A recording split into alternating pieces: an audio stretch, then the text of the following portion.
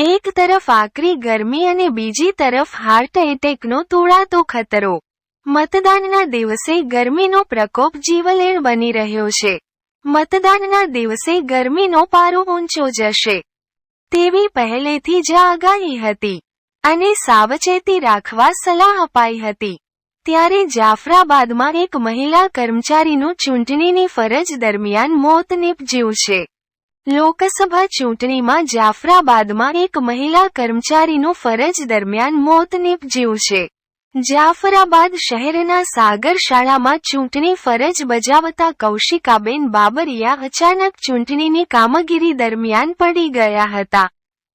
તેમને ઇમરજન્સી 108 મારફતે રાજુલાની ખાનગી હોસ્પિટલમાં ખસેડાયા હતા।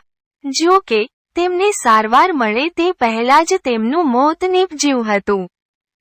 મહિલા કર્મચારીના મોતથી ફરજ બજાવતા અન્ય કર્મચારીઓમાં શોકનો માહોલ પ્રસરી ગયો હતો। પીએમ માટે સિવિલ હોસ્પિટલમાં ખસેડવામાં આવશે। જો કે હાર્ટ એટેકના કારણે મોત થયાનું પ્રાથમિક અનુમાન છે। ત્યારે હાર્ટ એટેક ફરી એકવાર જીવલેણ બની રહ્યો છે। તો બીજી તરફ અમદાવાદના મણિનગર ગોરના કુવા પાસે શ્રી શારદાબેનની વાડી પાસે વોટ આપીને આવેલી મહિલા એકાએક ઢળી પડી હતી। તડકામાં લૂ લાગતા જાહેર માર્ગ પર જ મહિલાને ચક્કર આવ્યા હતા અને તે બેભાન થઈ હતી।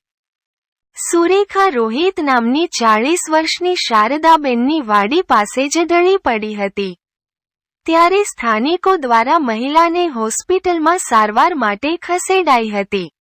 મિત્રો, અમારી ચેનલને લાઇક એન્ડ સબસ્ક્રાઇબ બાકી હોય તો કરી લેજો।